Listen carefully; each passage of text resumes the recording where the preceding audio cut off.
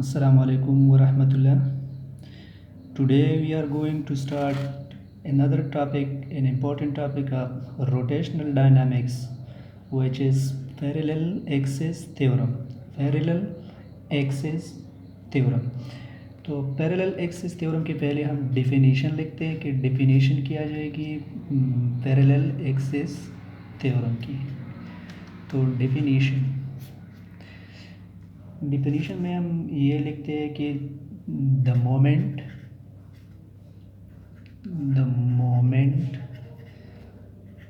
Of inertia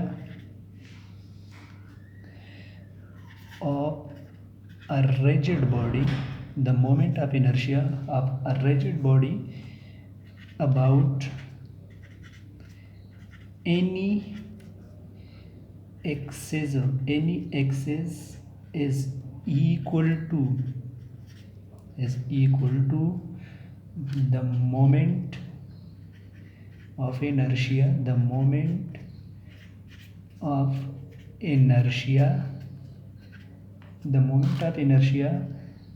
about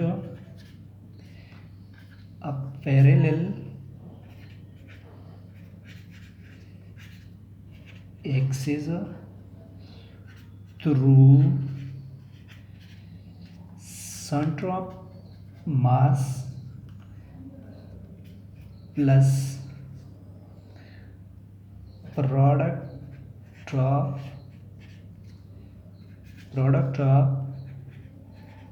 mass of the body and the square of distance between the two axes is called parallel axis theorem. Parallel axis theorem हमें क्या बताता है कि definition से हम कैसे मालूम कर सकते हैं पैरेलल एक्सिस थ्योरम को। तो पैरेलल एक्सिस थ्योरम की डिफिनीशन हम ऐसे लिखते हैं कि the moment of inertia of a rigid body, the moment of inertia of a rigid body, किसी भी रिजिड बॉडी की मोमेंट ऑफ इनर्शिया जो भी हो, जो हम फाइंड आउट कर लेते हैं, वो क्या होगी, is equal to the moment of inertia about a parallel axis through centre of mass, the moment of inertia of a rigid body about any axis के अबाउट जो मोमेंट ऑफ इनर्शिया जो हमारा मकसद है, जो हम फाइंड आउट करते हैं, वो बराबर होगी moment of inertia about a parallel axis के about through centre of mass, जो सेंटर ऑफ मास से गुजरता है, जो सेंटर ऑफ मास से जो एक्सिस गुजरता है उसके अबाउट जो मोमेंट ऑफ इनर्शिया उसकी बराबर, plus product of mass of the body, जो बॉडी का टोटल मास है उसका प्रोडक्ट, और the square of the distance between the to axis, और दो एक्सिस के दरमियान जो डिस्टेंस है वो उसका स्क्वायर। मतलब हम ऐसे लिख सकते हैं जैसे कि the moment of inertia for rigid body. तो यहाँ पर हम लिखते हैं कि the moment of inertia in a rigid body is equal to moment of inertia about a parallel axis through centre of mass. मतलब कि सेंटर ऑफ मास से जो moment of inertia of the body है वो ले लेंगे हम। तो moment of inertia about centre of mass plus product of mass of the body, तो हम यहाँ मास या छोटे एम से भी ज़ाहिर कर सकते हैं या बड़े एम से। तो अगर हम टोटल बॉडी लेते हैं तो फिर हम कैपिटल एम से ही लिखते हैं। तो mass of the body multiplied by square of the distance between the two parallel axis. तो हमारे साथ moment of inertia of any rigid body is equal to I, मतलब moment of inertia through centre of mass plus M D square. ये हमारे साथ definition है parallel axis theorem की। तो ये अब हम प्रूव कर रहे थे, यही फार्मूला हम प्रूव कर लेंगे अब। तो प्रूफ के लिए हमारे साथ पहले तो एक दो कंडीशन है कि फ़र्ज़ करें हमारे साथ पहले एक फिगर है, हम एक फिगर ले लेते हैं कि फ़र्ज़ करें हमारे साथ एक रिजिड बॉडी है, एनी रिजिड बॉडी है हमारे साथ। तो इसका फ़र्ज़ करें सेंटर ऑफ मास यहाँ पर है, ये है सी, इसको हम सी, इस पॉइंट को हम सी का नाम ले लेते हैं। तो ये है बॉडी का सेंटर ऑफ मास, क्योंकि ये रिजिड बॉडी नहीं है तो इसलिए सेंटर ऑफ मास जो है वो ऑरिजिन पर नहीं आ सकती यहाँ पे। तो अगर हम ये इसका सेंटर ऑफ मास यहाँ ले लेते हैं तो हम फिर एक और जो हमारा मकसद है कि हम उसका moment of inertia find out करें, तो वो पॉइंट हम यहाँ पर एक दूसरा पॉइंट ले लेते हैं जिसका हम moment of inertia find out कर लेंगे। तो वो पॉइंट यही है, उसको हम नाम देते हैं फी, ये है पी। तो सी और पी दो पॉइंट्स है हमारे पास, सी जो है सेंटर ऑफ मास है और P unknown moment of inertia के लिए हमने यहाँ पर एक पॉइंट कंसिडर किया है। तो पहला कंडीशन इसके लिए यही है कि जो सी पॉइंट है और पी पॉइंट, इनमें से दो एक्सिस पास हो जाएगी, two axis should pass through these points but both the axis should be perpendicular to each other. तो ये हमारे साथ फी है, ये सी। तो both the axis must be parallel to each other. दोनों एक्सिस जो है ये यही, एक ये एक्सिस और दूसरा ये, तो दोनों पॉइंट से जो पास हो रहा है तो ये पैरेलल होगी एक दूसरे को। तो फर्स्ट कंडीशन तो ये है कि the two axis must be parallel to each other। दोनों जो हमारे साथ एक्सिस हैं पॉइंट सी और पी से जो हमने ड्रा किए तो वो एक दूसरे को पैरेलल होगी।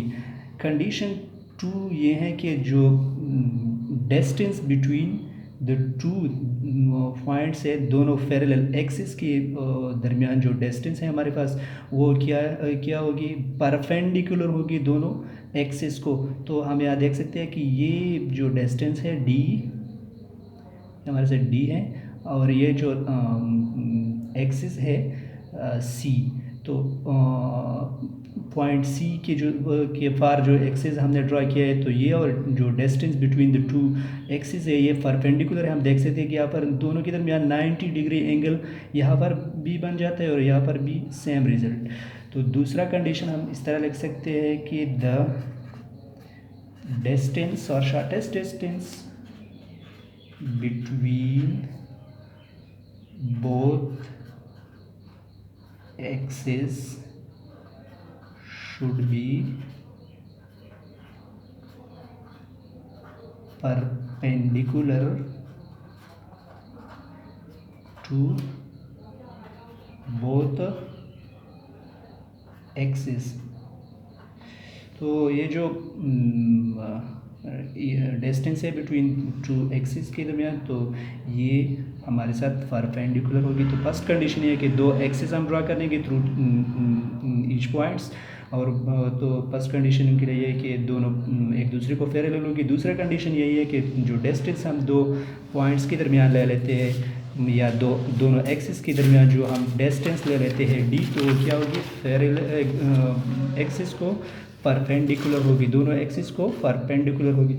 तो हम यहाँ डायग्राम को दोबारा ड्रा कर देते हैं। फर्ज करिए हमारे साथ एक रिजिड बॉडी है, पॉइंट सी और पॉइंट फी। सी हमारे साथ सेंटर ऑफ मास है और फी अनदर पॉइंट है जिसके ज़रिए हम मोमेंट ऑफ इनर्शिया जिसके गिर्द हम फाइंड आउट करने जा रहे हैं। तो ये है फी, पॉइंट फी।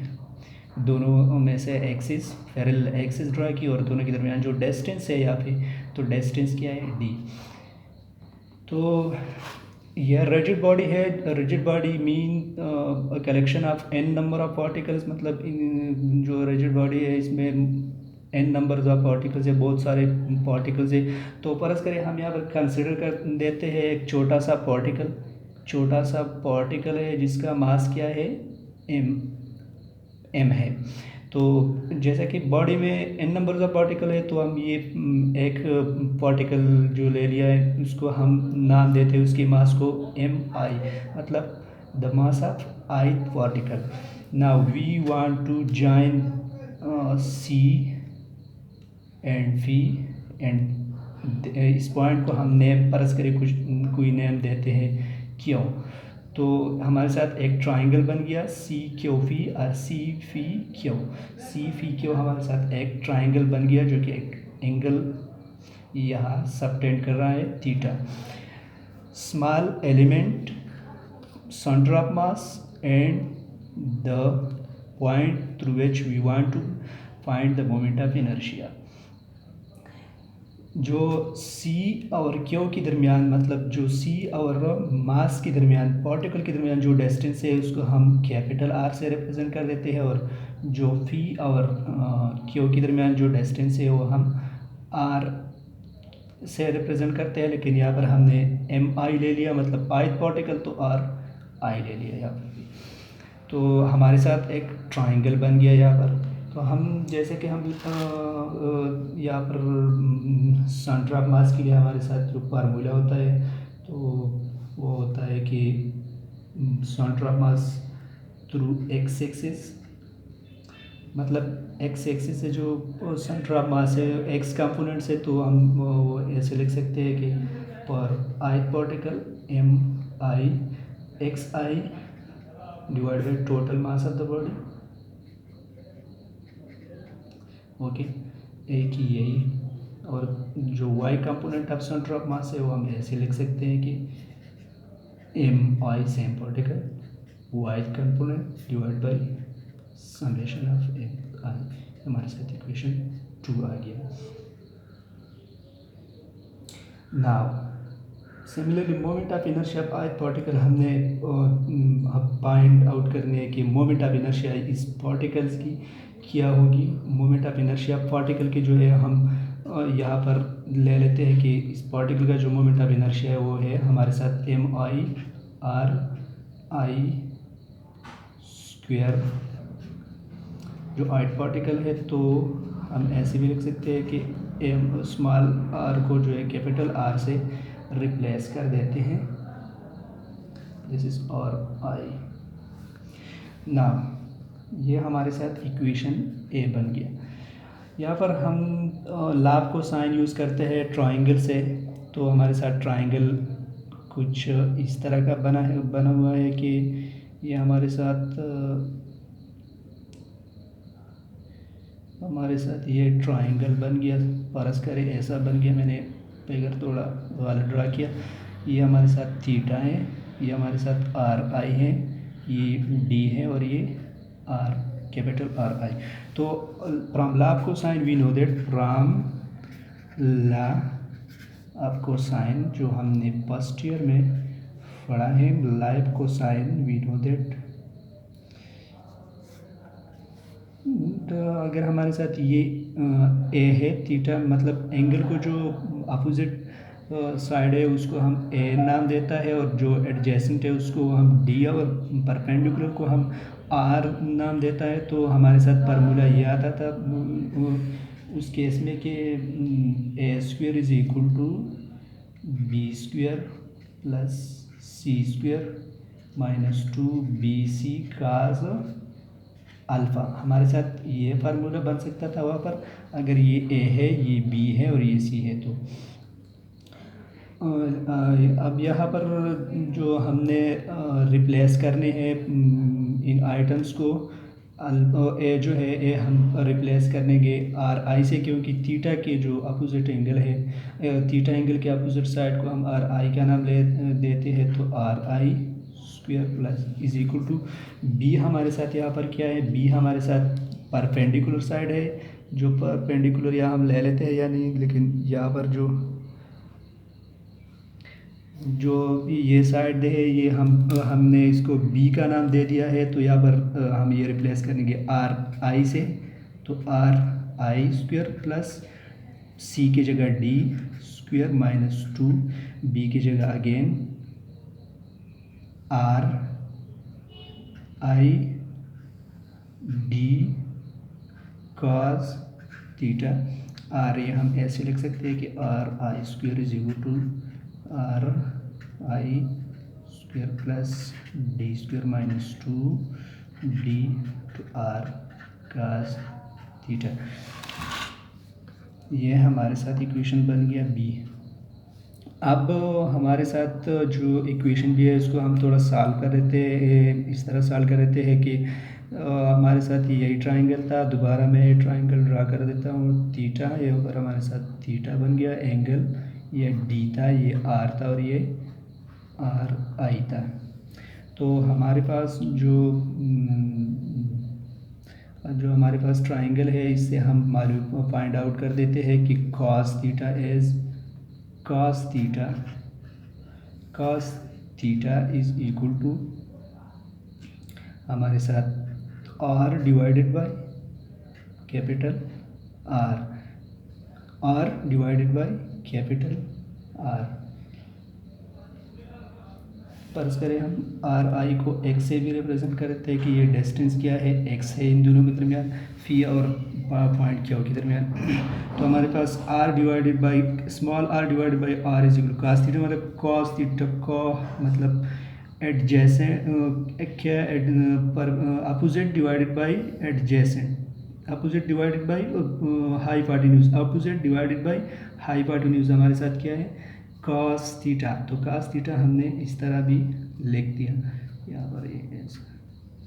तो हम यहाँ पर R I cos theta is equal to R को हम आर आई को हम किस तरह जो है ये एक्स के बराबर कर दिया।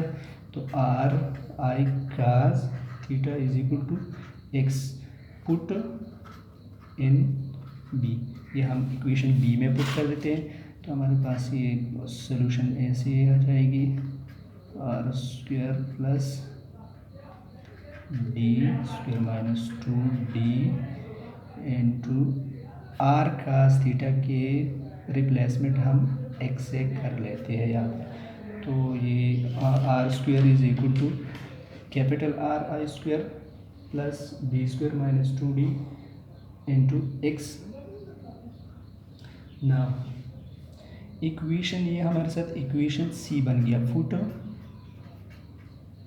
Equation C in A. Equation C को हम ए में पुट करते हैं। ए हमारे साथ क्या है, I is equal to summation of M I R I square, R I is equal to summation of M I R I square. तो हम ये इक्वेशन हमारे साथ जो सी इक्वेशन है ए में पुट कर लेते हैं। तो हमारे साथ रिजल्ट ये बन जाएगी कि I is equal to summation of M I into R I square plus D square minus 2d X I. This implies that I is equal to, हम वो यहाँ पर ये मल्टीप्लाई कर देते हैं, एंटर कर देते हैं ब्रैकेट को। तो हमारे साथ E M I into R I square plus D square multiply by this into M I minus 2d to summation of M I X I. अब हमारे साथ यही इक्वेशन बन गया। तो अगर हम देखते हैं वहाँ से तो हमारे साथ यही जो है ये फार्मूला हमारे साथ किस चीज़ की फार्मूला है, सेंटर ऑफ मास की जो रोटेशनल इनर्शिया है। तो ये हमारे साथ क्या है, आई सी एम है हमारे पास, ये हमारे साथ I through centre of mass है। ओके, तो I is equal to moment of inertia through centre of mass plus D square into summation of M I, मतलब जितने भी पार्टिकल्स हैं उनकी अगर हम समेशन ले लेते हैं, सारे पार्टिकल्स को हम जमा कर देते हैं तो उनका टोटल मास हमारे पास कैपिटल एम के बराबर होगा minus 2d summation of M I X I. अब हम ये टर्म एवोल्यूट कर लेते हैं। तो जैसा कि हमें पता है कि जो सेंटर ऑफ मास है यहाँ पर, अगर ये एक्स एक्सिस है, ये एक्स एक्सिस है और ये वाई एक्सिस है हमारे पास, ये वाई एक्सिस और ये एक्स एक्सिस है हमारे पास। तो जैसा कि जो सेंटर ऑफ मास है इसकी दोनों कोऑर्डिनेट्स जो है वो पॉइंट 0 0 मतलब ओरिजिन से गुजर जाते हैं। तो जब ओरिजिन से ये दोनों पॉइंट से गुजर जाते हैं तो मतलब इसका यही कि हमारे साथ एक्स भी जो है 0 है और वाई भी 0 है। तो जैसा कि हमारे पास इक्वेशंस थे कि centre of mass through X axis is equal to summation of mi xi divided by summation of mi and y component के लिए सेंटर ऑफ मास हम ऐसे लिखते थे कि M I divided by summation of M I. तो यहाँ पर अगर हम x को 0 पुट कर देते हैं तो हमारे पास x सेंटर ऑफ मास जो यहाँ पर सेंटर ऑफ मास 0 0 पर है, यहाँ पर जो y कंपोनेंट है उसका भी सेंटर ऑफ मास 0 0 पर है। तो हम एक्स सी एम को 0 पुट कर देते हैं, 0 इज इक्वल टू, क्योंकि हमारे पास x कोऑर्डिनेट 0 है इसकी, तो summation of M I X I divide by summation of M I तो यहाँ पर मल्टीप्लाई करते हैं। तो इसका मतलब ये हुआ कि summation of M I X I is equal to 0। यहाँ पर भी सेम तरीक़ाकार है कि जो y कंपोनेंट है सेंटर ऑफ मास की तो वो भी 0 is equal to M I into Y I divided by summation of M I. तो इसको भी हम यहाँ पर मल्टीप्लाई कर देते तो ये भी 0 मतलब कि summation of M I Y I is equal to 0। तो यहाँ पर जो हमारे पास ये टर्म है summation of ith particle mass and X I, ये दोनों सेम ही है ना, जो ये टर्म है और ये दोनों टर्म सेम है, मतलब इसकी जगह हम 0 पुट कर रहते हैं यहाँ पर। तो हमारे पास इक्वेशन ऐसी बन जाएगी कि I centre of mass plus D square into M minus 2d into 0। तो ये टर्म मुकम्मल 0, I is equal to centre of mass plus D square into M, ये तो 0। This implies that moment of inertia is equal to moment of inertia through center of mass plus d square into m। तो ये हमारे साथ क्या हो गया, prove. हमारे साथ जो पैरेलल एक्सिस थ्योरम की जो डेफिनेशन से हमने जो इक्वेशन निकाला था वो हमारे साथ प्रूव हो गया कि जो मोमेंट ऑफ इनर्शिया है थ्रू पॉइंट पी जो हमने कंसीडर कर दिया था, तो उसके जो मोमेंट ऑफ इनर्शिया वो बराबर है किस चीज़ की, moment of inertia through centre of mass plus total mass of the rigid body multiplied by the square of the distance between both the parallel axis. तो ये हमारे साथ प्रूव हो गया कि पैरेलल एक्सिस थ्योरम के जो डेफिनेशन है वो हमारे साथ ये आ जाएगी कि I is equal to moment of inertia through centre of mass plus mass time mass total mass multiplied by square of the distance between both the parallel axis. तो हमारे साथ पैरेलल एक्सिस की यूजेस है कि किस चीज़ के लिए uses थे वो ये हम यूज़ कर देते हैं। तो पैरेलल एक्सिस थ्योरम को हम यूज़ कर देते हैं अगर हमारे साथ कोई भी बॉडी है, कोई कहाँ पर भी है, तो हम उसकी मोमेंट ऑफ इनर्शिया फाइंड कर लेते हैं with reference to centre of mass की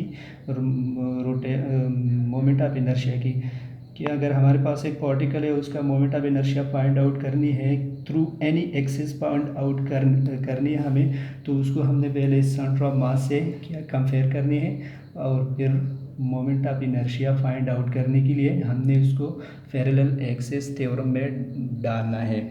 तो ये हमारे साथ all discussion about parallel axis theorem. हमारे जो चैनल है वो सब्सक्राइब कर रहे ताकि मज़ीद जो वीडियोस है मोमेंट ऑफ इनर्शिया की है, वेलोसिटीज़ है, तो उनके लिए हम मज़ीद भी इक्वेशंस और सॉल्यूशन ड्रा कर देते हैं। उसके लिए हमारे चैनल को सब्सक्राइब कर दीजिए और खुदा हाफिज़।